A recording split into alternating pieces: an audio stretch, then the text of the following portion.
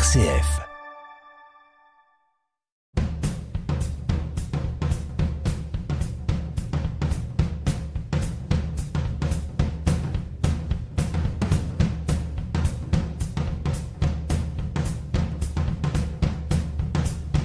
Chères auditrices, chers auditeurs, bienvenue dans votre émission littéraire. Et aujourd'hui, l'homme que j'attends depuis longtemps, il est là, il est pour vous. Je vous présente Éric Emmanuel Schmitt. Bienvenue, cher Éric Emmanuel. Bonjour. Et bienvenue dans notre émission littéraire. Et on se lance tout de suite dans le vif du sujet parce que c'est toujours un rendez-vous de bonheur, de sagesse. C'est aussi un bon moment de lecture, d'apprentissage et d'enseignement. Depuis le 3 février 2021, c'est la série, la saga, l'immense œuvre du moment, La Traversée des temps. Paradis perdu, La Porte du ciel et maintenant le 3e volet, Soleil sombre. Commencement il y a 8000 ans au bord d'un lac. Noam, fils du grand chef Panoam, reconnu, respectable et respecté par toutes les tribus, il manie la justice pas toujours de manière équitable au pied d'un arbre majestueux face à cette immense étendue d'eau qui inondera tout. Et la magie incroyable s'opérera sur la terre ferme sous un orage. On s'est déjà attaché à tous ces personnages qui gravitent autour de Noam et qui reviennent à travers les temps et sont des témoins et acteurs de cette immense histoire de l'humanité dans cette majestueuse traversée des temps. Il fallait des personnages immortels et quel génie, quelle prouesse de mettre en scène ces personnages dans chaque contexte historique. Après le déluge, on veut atteindre le ciel. Babel, Nemrod et Abraham. Noam développe tout son talent de soigneur, usant des enseignements de Tibor, le guérisseur et père de Noura, la sublime Noura. L'amour, toujours l'amour, une course folle avec cette sublime Noura, un amour de 8000 ans. Mais combien de temps profite-t-il réellement de cet amour incroyable? Éric Emmanuel Schmitt, vous insérez vos personnages dans l'histoire comme une logique, une pure vérité, et ce qui fait le bonheur de la lecture. Vous nous faites vivre de réelles aventures, et dans ce 3e volet, nous voilà au bord de l'eau, à nouveau, le Nil. Et c'est une certaine grandeur des pharaons, la naissance de l'écriture, la préparation à la vie après la mort. Noam vit à Memphis, capitale des 2 royaumes d'Égypte, opulence, plaisir et splendeur architecturale. Noam y reste insensible car il est triste et en colère. Malgré cela, il se construit une nouvelle identité. Bienvenue dans Soleil sombre, 3e volet de La Traversée des temps, un livre Albin Michel, orchestré par notre admirable Éric Emmanuel Schmitt. Alors, vous aimez les voyages, ça, je le sais, je l'ai vu dans les vidéos. Vous aimez l'Égypte, et vous le dites vous-même. Qui n'aimerait pas l'Égypte? Oui, je pense en fait, l'Égypte, pour chacun de nous, c'est une forme de nostalgie. Ouais. Parce que l'Égypte nous présente des choses qui sont opposées ou qui sont différenciées ou qui sont coupées comme ensemble. Ouais. Le propre de l'Égypte, c'est de mêler, par exemple, le masculin et le féminin. Ouais. Le fleuve Nil, et on ne sait pas s'il est féminin ou masculin, puisqu'il est puissant comme un homme, mais en même temps il est fertile et généreux comme une femme.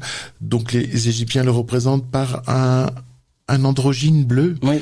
Il y a ce mélange du masculin, du féminin, il y a ce mélange du vivant et du mort, bien sûr, qui est le propre de l'Égypte, puisque dans sa vie, on pense beaucoup à la mort et on s'y prépare, et la mort est une autre vie. Donc mort et vie sont absolument pas opposés, mais mélangés. Et puis il y a le Dieu et la pierre, puisque le Dieu est présent dans la pierre. Il y a le Dieu et l'animal, par exemple. Le Dieu est présent aussi dans l'œil du chat. Ouais. Il y a l'homme et l'animal qui ne sont pas opposés, puisque les dieux ont souvent une tête d'animal avec un corps d'homme, ou le sphinx, lui, au contraire, a une tête d'homme avec un corps de lion. Voilà. Une richesse de symboles. Oui, c'est avant les concepts de la philosophie grecque et même peut-être c'est avant du judéo-christianisme. Ouais. Tout à fait, on est en 1650 avant. On est en 1650 avant Jésus-Christ, l'époque où je place l'Exode, ce fameux épisode de la Bible où Moïse emmène pas seulement des Hébreux, mais aussi des Égyptiens et des Africains aussi du sud dans les terres de Canaan. On en reparlera tout à l'heure parce que c'est aussi un personnage qui compte dans ce 3e volet. Il est génial, il est aussi des fois intriguant. 3000 ans d'histoire aussi pour l'Égypte. Il n'y a pas encore une civilisation qui a pu faire aussi bien. Ah oui, là c'est incroyable. En fait, et puis l'Égypte était faite pour durer plus longtemps. C'est pas de l'intérieur qu'elle s'est détruite, c'est c'est l'extérieur qui l'a détruite, c'est-à-dire que tout d'un coup les Perses et puis les Grecs et puis les Romains vont s'attaquer à cette Égypte. Alors bien sûr, elle a un tendon d'Achille, l'Égypte. Oui. C'est qu'elle est immobile. Ah ouais. C'est que il faut toujours se raccorder au passé. Un bon pharaon, c'est un pharaon qui se règle sur le passé pour organiser le présent et le futur. En égyptien ancien, il n'y a pas de mot pour dire inventer. Il y a un mot pour dire trouver ce qui est déjà là, mais pas inventer. Donc c'est une civilisation qui ne valorise pas le progrès, l'amélioration technique, et elle va peut-être être fragile à cause de ça, parce qu'à côté, les Perses, les Grecs et les Romains vont développer des alliages qui rendent des armes plus solides, de nouveaux instruments de guerre, etc., etc. Et un jour, ils s'empareront de cette magnifique Égypte qui était la grande civilisation du bassin européen. Exactement. Et donc les Romains, eux, ils ont avancé, ils ont cherché, ils ont trouvé, ils ont combattu, et c'est le défaut, c'est ce fameux talon d'Achille des Égyptiens. Ils sont restés sur place. Ils sont restés sur place. Ils ont une conception du temps qui est cyclique, qui est circulaire, comme les saisons. Tout revient. Exactement. Et un pharaon meurt, le nouveau pharaon arrive, vive le pharaon. Tout est cyclique. Oui. En fait, c'est sur le Nil. Oui, voilà. Le Nil est important. Et alors, vous le démontrez. Oui, vous le démontrez avec les pharaons, puisque le pharaon est mort, il y a le fils qui vient, mais vous le montrez aussi avec le fameux chat. Oui. Parce que le chat réapparaît, on dirait que c'est le même, on sait très bien que c'est un autre chat, mais donc pour eux, c'est cyclique.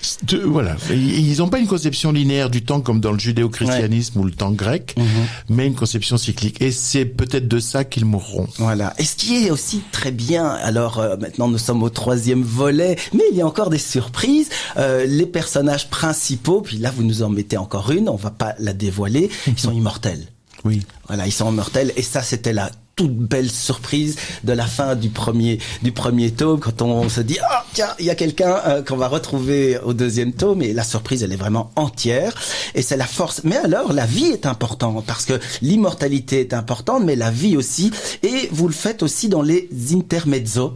Donc nous sommes à notre époque, évidemment, Noam est immortel. En fait, il écrit ses mémoires. Oui. Il écrit ses mémoires à notre époque. Et là, il se retrouve en Suède, toujours célibataire. Oui. Il retrouve toujours Noura. Alors, évidemment, on pourrait aussi se poser des questions. Combien de temps ils restent sans se voir? C'est jusqu'à des centaines d'années. Parfois. Ils se retrouvent. Vous le dites aussi, ils ont été plus l'un avec l'autre quand l'un des deux était mort. Oui. On le voit ici au début du livre. Oui. Mais ils éprouvent un tel amour l'un pour l'autre que, en tout cas, Noam éprouve un tel amour pour Noura. Que le temps s'efface, c'est-à-dire que dès qu'il est en face d'elle, c'est la première fois. Exactement. Il est dans l'intensité, l'énergie, l'émerveillement, l'étonnement de la première fois. Elle le rend amnésique. C'est ça. C'est ça le pouvoir qu'elle a. Le pouvoir qu'elle a sur lui, c'est que il oublie absolument tout ce qui s'est passé, et parce qu'il y a autant de choses heureuses que de choses malheureuses. Oui. Et dans l'autre sens, est-ce que vous pourriez dans les prochains épisodes, les prochains volets, faire tourner la roue et avoir les yeux de Noura qui, tout d'un coup, s'entiche, se rend quand même compte que oui. Elle pourrait être elle-même beaucoup plus amoureuse. Exactement. J'ai prévu plein de retournements. En fait, ce couple extraordinaire de Noam et Noura, qui est un couple qui dure 8000 ans, me permet finalement de raconter plein de moments de la vie d'un couple, parce que je crois que ce qui fait le problème des histoires d'amour, c'est qu'elles sont souvent désynchronisées. Les deux partenaires n'en sont pas au même moment de leur histoire quand ils sont ensemble. C'est exactement le cas de Noam et Noura. Donc je vais pouvoir raconter véritablement tous les dédales de l'amour avec ces deux-là. On attend cela avec impatience. Vous nous avez choisi des extraits de musique pour articuler notre jolie discussion, et il y a d'ailleurs une référence, on l'utilise, extrait de l'aria de Sarastro dans La Flûte enchantée. On se l'écoute et on se dit à tout de suite.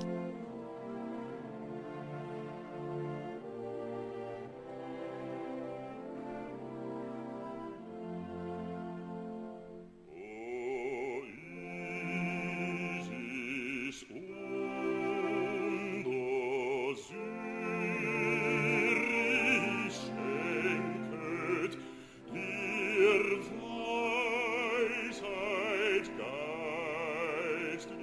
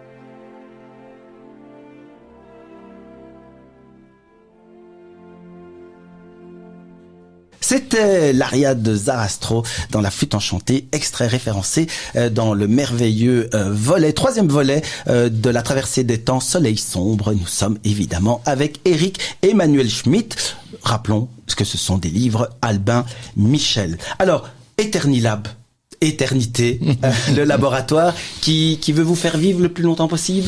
Oui, au temps présent, Noam va se retrouver en Californie, dans la Silicon Valley, et va être obligé d'aller vraiment dans le laboratoire de la modernité. Et pour constater quoi? Pour constater que les transhumanistes d'aujourd'hui, oui, cherchent non seulement à allonger la durée du corps avec un homme ajouté, surdimensionné, etc., mais même aussi recherche l'immortalité et la promettent à nos contemporains. C'est exactement le même souci que ce que racontent ces mémoires, c'est-à-dire les prêtres égyptiens, les embaumeurs, qui aussi, par un traitement du corps, essayaient de prolonger la vie du corps en le rendant imputrescible et de préparer son immortalité, en tout cas sa vie dans l'autre monde. Donc c'est assez amusant de voir que l'histoire, oui, change, mais les soucis des hommes restent les mêmes. Et ce refus de la mortalité, il est aussi bien égyptien il y a 4000 ans que contemporain dans la Silicon Valley. Alors l'Égypte des contraires, mais là aussi, en Suède, dans la Silicon Valley, on essaye de faire vivre quelqu'un qui a été blessé parce que d'autres cherchent à tuer. Donc d'un côté, on essaye de prolonger la vie et d'autres gens passent leur temps à essayer de tuer les gens. Bien sûr, de toute façon, quand on regarde l'histoire humaine, on voit surtout un affrontement du bien et du mal. Voilà, l'Égypte, le Nil, la fille du pharaon rime avec plaisir de Noam et ce fameux personnage magnifique, Paken. Vous avez l'art de décrire les personnages et ce Paken, il est magnifique, il est beau. On se le représente, mais tout de suite, sortant d'une publicité, oui, incroyable. C'est un homme qui est beau et qui sait qu'il est beau. Oui, en plus, il sait qu'il est beau. Et ça le rend, et ça le rend pas plus laid de savoir qu'il est beau. Oui, parce qu'il y a des gens, c'est vrai qu'il y a une certaine fatuité qui les rend un peu ridicules. Lui, il est tellement imbu de lui-même, il est tellement amoureux de lui-même que tout le monde est épaté finalement. Ouais, c'est vrai. Et qui passe à travers tous les orages et toutes les gouttes, toujours très content de lui, émerveillé d'être lui-même. Mais en même temps, il fait pas trop la pub, donc il va mettre Noam sur la route du gigolo. Il va devenir gigolo Noam pendant. Oui, parce que Noam est tellement en colère qu'il ne veut pas recourir à son métier habituel, qui est guérisseur, parce qu'il sait que l'implication est immense et qu'il va recommencer à cauchemarder parce qu'il n'a pas pu soigner telle ou telle personne. Puis il a peur de se faire reconnaître aussi, hein. Il a aussi peur de se faire reconnaître. Et conclusion, il se dit pour pénétrer la société de Memphis, parce qu'il a besoin de trouver son ennemi comme de trouver la femme qu'il aime, pour pénétrer la société de Memphis, finalement, il trouve ce subterfuge qui est de rejoindre un magasin de parfums où Paquin va vendre ses charmes et lui-même va devenir gigolo, ce qui va lui permettre effectivement de radiographier toute la société de Memphis à travers les femmes. Et c'était une manière pour moi de montrer aussi l'importance du féminin dans cette Égypte ancienne. La femme avait beaucoup plus de place qu'elle n'en a dans le monde égyptien d'aujourd'hui. Oui, exactement. Et il y a des femmes qui étaient des hauts fonctionnaires, il y a des femmes qui dirigeaient des entreprises, il y a des femmes qui parfois ne faisaient pas d'enfants parce que justement elles étaient complètement occupées par leur vie professionnelle. Et donc ça me permettait vraiment de décrire tout le pan féminin de l'Égypte. Et de cette vie de plaisir, vous le conduisez vers la préparation des corps. En fait, il cherche, il recherche son ennemi juré qui est Derek, et puis il cherche aussi Noura, évidemment, puisque après leur sommeil ou leur mort momentanée qui peut durer jusqu'à plusieurs dizaines d'années, ils savent pas comment ils vont se retrouver, à quoi ils vont ressembler, et donc là il est un petit peu perdu, mais il a quand même cette phrase de Noura, tu me retrouveras, mais tu seras amoureux d'abord de quelqu'un d'autre, et donc il est en quête de son nouvel amour. Et de nouveau, cher Eric Emmanuel, vous nous faites vraiment plaisir parce que vous le dites, 8000 ans d'amour, ça n'existe pas, c'est incroyable, mais vous le rendez quand même encore amoureux, mais en grande profondeur, avec un autre personnage dont on parlera tout à l'heure. Donc, du plaisir vers la préparation des corps. C'est incroyable, c'est un autre voyage. Oui, il va se faire engager dans la maison de l'éternité. Ouais. Et toujours à la recherche de son ennemi. Et là, je me suis beaucoup amusé, je dois l'avouer, à raconter comment ça fonctionnait. C'est-à-dire des techniques commerciales, des escroqueries commerciales. On vous promet une préparation type pharaon et on vous fait rien du tout de tel, etc. C'est-à-dire c'est la comédie humaine comme aujourd'hui, avec des gens qui veulent s'en mettre plein la poche. Et en même temps, on est très très très renseigné sur les embaumeurs et sur leurs techniques maintenant, parce que tout simplement on a pu faire des radiographies et des IRM. Et donc on a vu parfois qu'à l'intérieur des corps il y avait des chiffons, des tissus, que on n'avait pas enlevé les organes, etc., etc. Donc je raconte tout ça qui est totalement fascinant. C'est incroyable. C'est-à-dire c'est cette façon on va dessécher, on éviscère les corps, ensuite on les dessèche au natron pendant 40 à 70 jours, et puis tout d'un coup après on les repulpe, on les re-remplit et on les peint. Et on les décore, etc. C'est quelque chose d'unique dans l'histoire humaine. Et alors là, si vous lisez ce chapitre, vous saurez tout. Magnifique, oui, exactement. Et les bandes, elles sont aussi traitées de manière spécifique. Les bandelettes pour les insérer. Oui, il y a c'est-à-dire qu'il y a toute une chimie derrière. Il y a toute une chimie qui s'élabore. À côté d'une autre chimie, et là, c'est là qu'on doit beaucoup à l'Égypte, les Égyptiens inventent les parfums. Oui. Les parfums à la fois pour soigner, pour rejoindre les dieux, mais les parfums intimes. Et ça, c'est la nouveauté absolue. Et donc, ils font de la chimie totalement expérimentale, mais ils commencent ça. Et lui, comme Noam, comme soigneur, il est vraiment intéressé d'aller sur le tapis roulant auprès des corps, et on le met juste comme conseiller funéraire, et ça ne lui plaît pas. Et donc, survient la mort de Féfi, celle qui s'occupait justement de cette boutique et qui s'occupait de donner les bons hommes à ses clientes, décède, et il veut vraiment s'en occuper, quoi. Parce qu'il a découvert tout le subterfuge. Je voulais montrer ça d'un point de vue égyptien, c'est-à-dire montrer comme c'est beau finalement de s'occuper d'un corps comme ça, parce que on peut voir ça en se disant que c'est sordide et que c'est répugnant, et puis on peut aussi voir ça comme une prolongation de la vie de ce corps, et tout d'un coup les soins qu'il va apporter à Féfi, et le résultat final où elle va sentir extrêmement bon, et d'une façon enivrante, exactement comme elle était quand elle était vivante, et finalement elle s'est faite très très belle pour son départ dans l'éternité. Les Égyptiens voyaient les choses comme ça, et je voulais qu'on trouve ce regard. Vous savez, quand j'écris ces volumes, je me pose une question qu'aucun historien ne se pose. Je me dis quel était le bonheur de vivre à chacune de ces époques. Oui, voilà. C'est ça. Le bonheur du néolithique dans le paradis perdu, le bonheur d'être en Mésopotamie dans la porte du ciel, et ici le bonheur d'être un Égyptien antique au bord du Nil.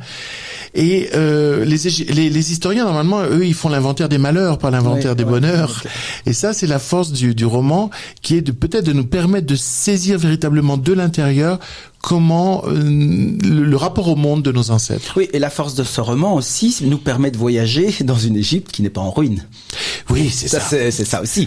Et ça, ce qui est important. Et vous le dites, Noam le dit au début, il découvre le Nil, il découvre l'Égypte, et il dit lui-même, c'est ici que j'ai envie de vivre. Oui. Tellement c'est beau. Oui, l'Égypte est un don du Nil, et c'est une oasis. Et cette oasis, elle est évidemment extrêmement séduisante parce que elle est à la fois sensuelle et spirituelle. On dit d'ailleurs du désert, la force du désert, c'est parce qu'il se cache toujours un oasis quelque part. Exactement.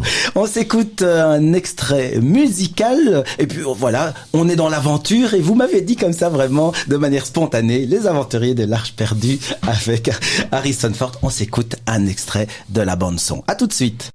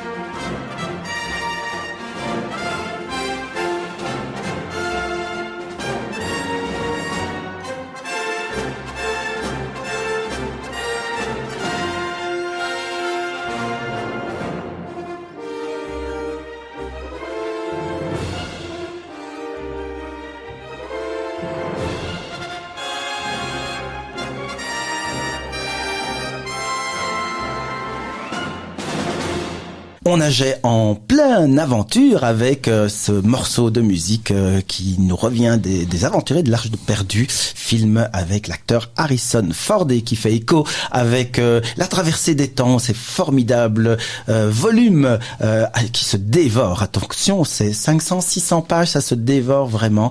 On adore retrouver les personnages, la traversée des temps. Le troisième volet, c'est Soleil sombre et nous sommes en compagnie d'Éric Emmanuel Schmitt. C'est un livre, ce sont des livres Albin Michel. Alors, les Égyptiens, cher Éric Emmanuel, les Égyptiens, ils passent le regard, ils le placent au niveau du cœur. Le cœur est plus important que le cerveau. Oui. Mais ça, dans l'histoire, ça a été un vrai combat entre deux conceptions. Est-ce que le siège de la pensée est le cœur ou le siège de la pensée est le cerveau?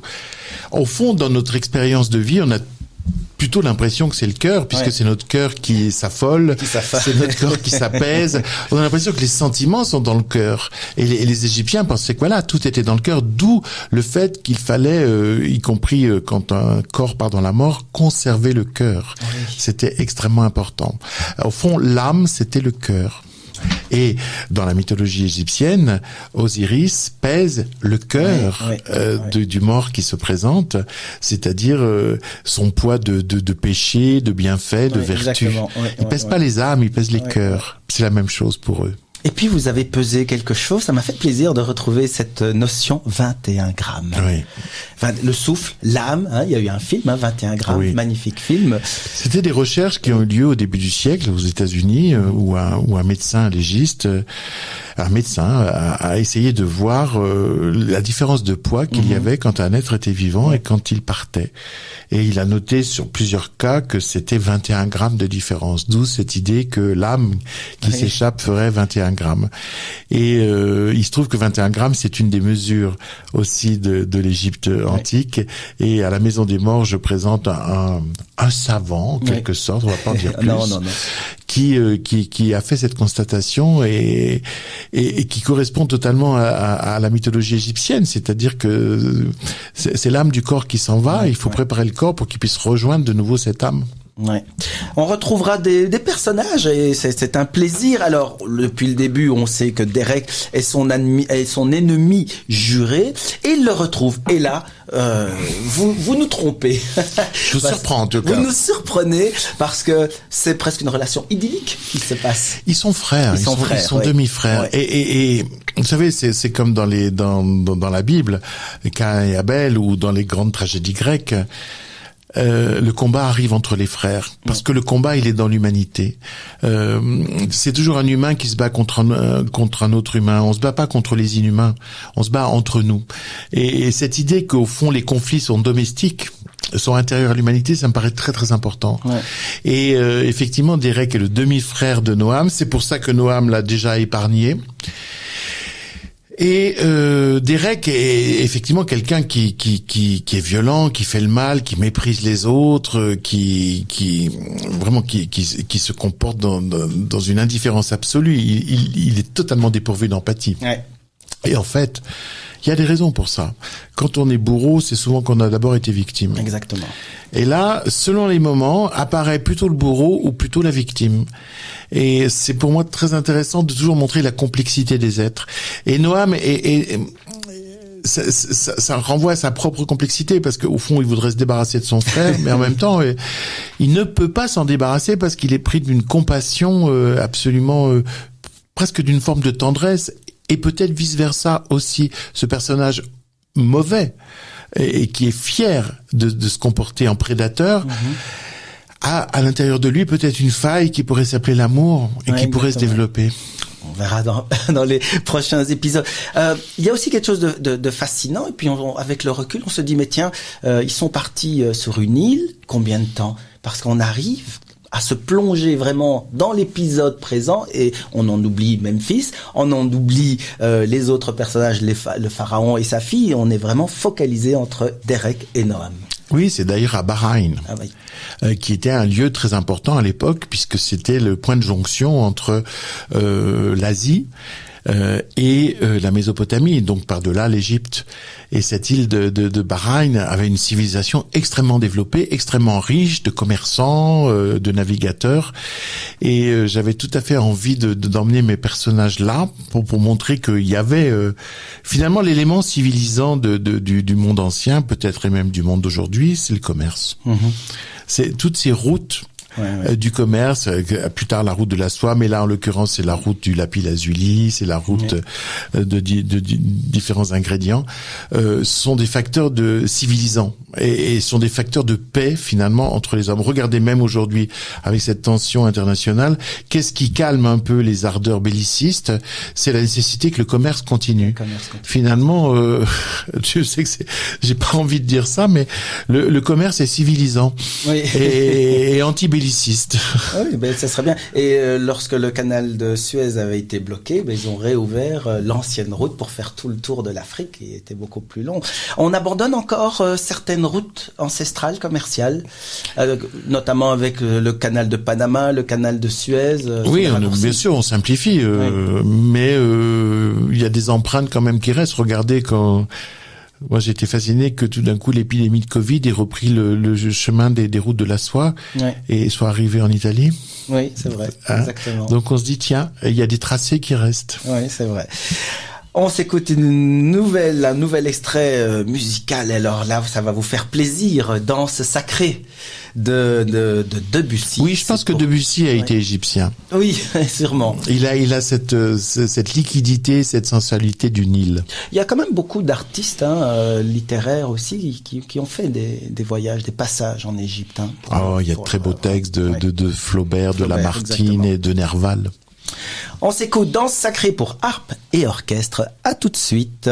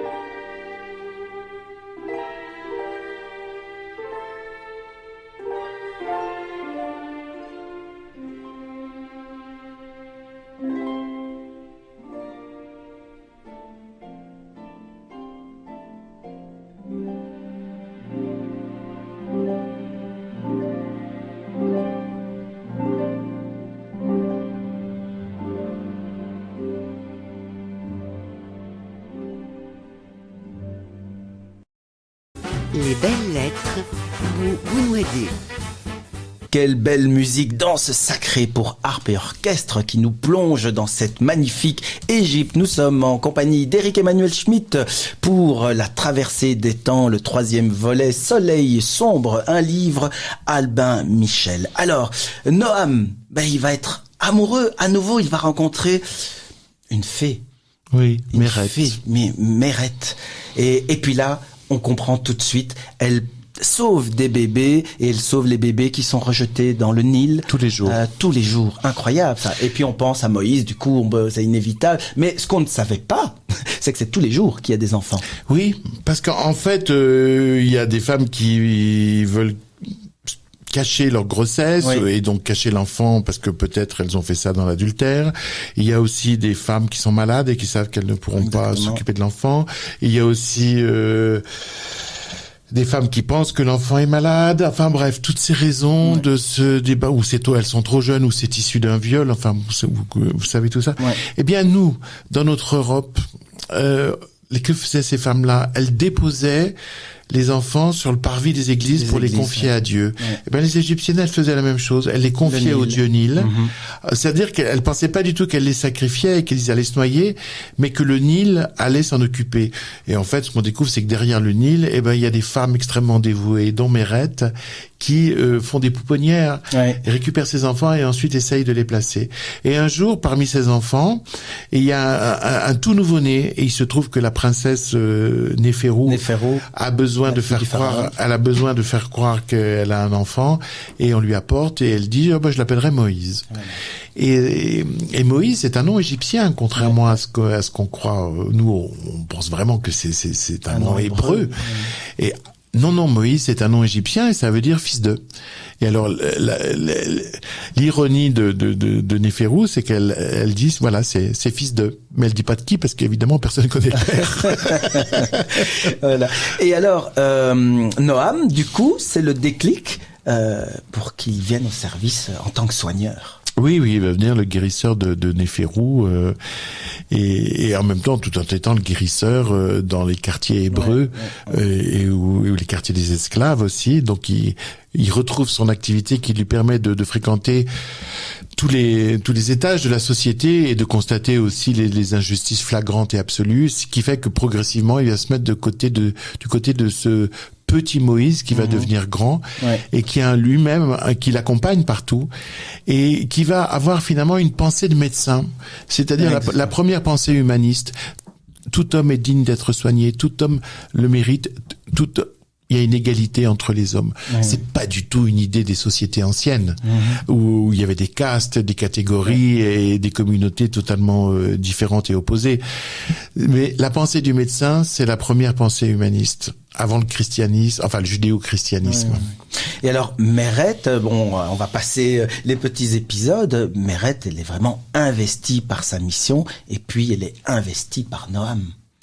Oui, c'était très important pour moi de raconter cette histoire d'amour entre deux, qui est extrêmement forte. Très forte. Et qui est aussi, je pense, à la fin extrêmement émouvante, parce que pour la première fois, Noam se rend compte que son immortalité, ce n'est pas du tout un cadeau, mais c'est un lourd fardeau. Car il va voir Mérette vieillir entre ses bras. Lui, ça ne le gêne pas qu'elle vieillisse. Il l'aime toujours autant, il l'aime différemment, mais il l'aime toujours autant. Mais elle, évidemment, elle s'en rend compte. Elle s'en rend compte. Lui ne vieillit pas, elle vieillit, donc elle pense qu'elle vieillit plus vite. Et puis elle se déteste. Ouais, exactement. Et puis elle va un jour mourir dans ses bras. Et ça va être un coup extrêmement dur qui va changer définitivement Noam pour toujours, parce qu'il se rend compte que finalement il ne peut pas vivre d'histoire d'amour synchrone avec un être humain. Je dirais que c'est un peu comme nous avec nos animaux. Moi, j'ai eu des chiens qui sont nés dans ma cuisine et qui sont morts 16 ans plus tard dans mes bras. Et à chaque fois, je trouve ça injuste et je me dis, mais pourquoi est-ce qu'on vit pas la même temporalité? Je les aurais voulu toute ma vie, et j'aurais voulu que leur vie soit plus longue. Et donc ce sentiment que moi j'ai projeté tellement souvent sur des animaux familiers dont la vie est si courte, bien Noam va commencer à l'éprouver avec des humains. et forcément ça va commencer à l'alourdir et à lui faire des blessures. En parallèle, il y a Néférou. Néférou, c'est une grande dépressive. Oui, mais elle est cassée. Oui. On va peut-être pas dire pourquoi, mais elle est cassée de l'intérieur à cause des comportements familiaux. Et à côté de ce mystère qu'ont les sentiers, il y a la vie des pharaons. On s'embête là. Oui. On s'embête. Parce qu'en fait, ils sont le produit d'un système, ils n'ont pas l'origine d'un système. Non, ils sont en haut de la pyramide, mais ils n'ont pas organisé la pyramide et au fond, ils croient qu'ils prennent des décisions. Exactement. Et les décisions sont prises par les nécessités du moment et puis aussi par tout un jeu de ministres. Exactement. Etc. Et puis ils passent leur temps à préparer leur mort. Voilà. À construire des pyramides. Imaginez quand même que vous arrivez au pouvoir et la première chose que vous faites, c'est entamer les travaux de votre tombe, puisque construire une pyramide. Ça prend du temps. Oui, ça prend du temps, ça prend beaucoup d'énergie, ça fait des morts. Oui, aussi. Quelle est votre vision, justement? C'est les questions. Après, il y a beaucoup de reportages, de thèses scientifiques et de vérité, de contre-vérité. Quelle est, votre conception sur ces constructions de pyramides? C'est le début de l'individualisme. C'est-à-dire que ce qui se passe dans cette Égypte, c'est que l'individu prend de l'importance. On pense que, justement, sa vie mérite d'être continuée au-delà, donc il y a tous ces thèmes sur l'au-delà. Et puis il y a cette idée qui va d'abord être celle des pharaons, puis après des ministres, puis des aristocrates, puis des bourgeois, et qui va descendre jusque dans le peuple. Cette idée il faut conserver l'individu dans une tombe qui soit véritablement un rempart et une protection pour toujours. Oui. Et ça, c'est l'individualisme grandissant. Aujourd'hui, l'individualisme, on l'identifie au fait que chacun veut avoir une voiture et se promener où il veut, mais ça a d'abord commencé par les tombes. Oui. Et alors la pyramide, c'est pas seulement l'individualisme, mais c'est aussi la mégalomanie égocentrique. C'est la voiture vers l'au-delà. Oui. Avant de se retrouver pour la dernière partie de cette émission, on parle d'Égypte et vous m'avez fait connaître Mozart l'Égyptien. On va s'écouter le morceau intitulé Lama Bada Yatatana. Dites-nous quelques mots là de cette belle découverte musicale. C'est un mélange entre Mozart, c'est-à-dire l'Occident classique, et puis des airs égyptiens et des musiques égyptiennes. Et alors c'est vrai que de Mozart on connaît surtout la marche turque, un peu orientaliste, mais en fait Mozart est profondément dévoré par le souci de l'Égypte quand il écrit la Flûte enchantée, son œuvre ultime et une des plus importantes, parce que dans le rituel maçonnique, parce que c'est une œuvre franc-maçonne, il y avait une refondation sur les mythes égyptiens. On se l'écoute. À tout de suite.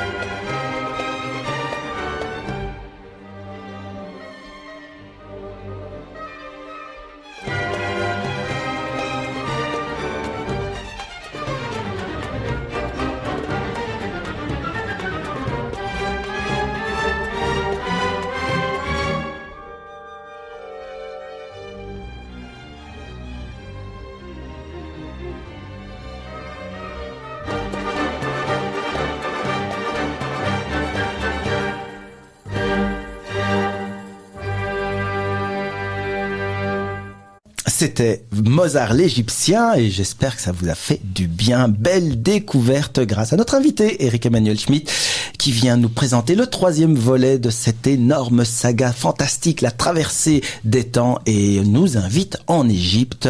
Ce 3e volet s'intitule Soleil sombre, un livre Albin Michel. Alors, un duo exceptionnel encore dans ce 3e volet, Moïse et Aaron. Oui. Alors, on a l'impression d'être avec le clown Auguste et le clown blanc. Oui, parce qu'alors, on a vraiment des images de Moïse extrêmement naïves, oui, à cause des films de cinéma, oui, mais même déjà, je dirais, à cause des représentations de Michel-Ange, etc., etc. Comme Moïse était un prophète fondateur, eh bien, on le représente comme un athlète. Ouais. Et on le représente comme un homme qui a la parole, la voix très très grave et une grande éloquence et la possibilité de haranguer les foules. Si on lit bien la Bible, non, il est bègue. Il est bègue. Et alors moi, je lance une hypothèse sur l'origine de son trouble de la parole. Ouais. Et puis donc il a besoin d'Aaron, son demi-frère. Ouais. Il a besoin d'Aaron pour faire passer ses messages. En fait, moi, je me concentre sur un Moïse qui est un mystique législatif.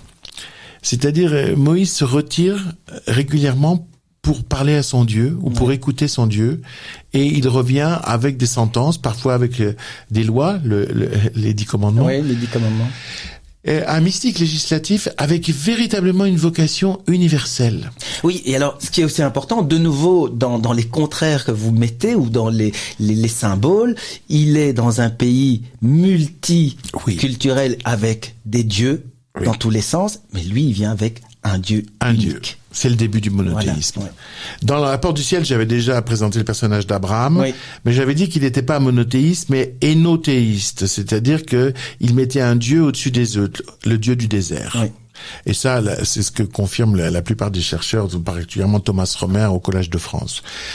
Moïse, lui, c'est vraiment le début du monothéisme, c'est-à-dire qu'il n'y a qu'un Dieu. Et ce Dieu, on l'atteint par la méditation, par la prière ou par la rencontre, en s'isolant, etc. Et ce qui est très intéressant, c'est de voir que ce Dieu n'est pas réservé à un clan, à une communauté ou à une race. Ce Dieu, il est pour tous les hommes. Ouais. Et d'ailleurs, Moïse, partant d'Égypte, emmène toutes sortes d'individus. Et il emmène des Égyptiens de souche qui en ont assez de la servitude, mais il emmène aussi des hommes qui viennent des femmes qui viennent du Soudan, et puis d'anciens Cananéens qui sont venus travailler à Memphis parce qu'il y avait du travail et qui vont retrouver finalement à Canaan. Donc c'est une population extrêmement variée. Et se dessine à ce moment-là finalement 3 conceptions du judaïsme. Celle de Moïse, donc qui est un mystique universaliste à vocation universelle, donc qui veut toucher tous les hommes. Il y a un autre judaïsme, c'est celui de son compagnon Josué, qui lui pense qu'on ne cherche pas un ciel promis, mais une terre promise, et la terre de Canaan, et qu'il va falloir la conquérir. Donc au fond, c'est le premier sioniste. Oui. Et puis il y a aussi une autre conception du judaïsme qui est la conception par le sang, et c'est pour ça que dans la Bible on a toutes ces généalogies constantes, etc. Et si on regarde bien, ces 3 conceptions, elles ne vont pas ensemble. Je dirais même qu'elles s'excluent les unes les autres. Oui. Et donc commencent Ils s'entendent pas. Non, mais commencent les complexités de notre temps. Voilà. Eh bien, on en a dit beaucoup, mais pas tout. Et notamment, on va découvrir aussi avec bonheur les 7 plaies d'Égypte. Oui. Il y a de très chouette passage, et Aaron vraiment nous fait vivre aussi tous ces moments formidables. Un grand merci, cher Éric Emmanuel Schmitt, de nous avoir partagé ce moment, et on attend avec impatience la suite, évidemment, pour retrouver tous ces personnages et un nouveau personnage. On n'en dira pas plus. On se quitte avec le beau morceau, le final, le duo final d'Aïda. Quelques mots. C'est une œuvre extrêmement inspirante pour moi.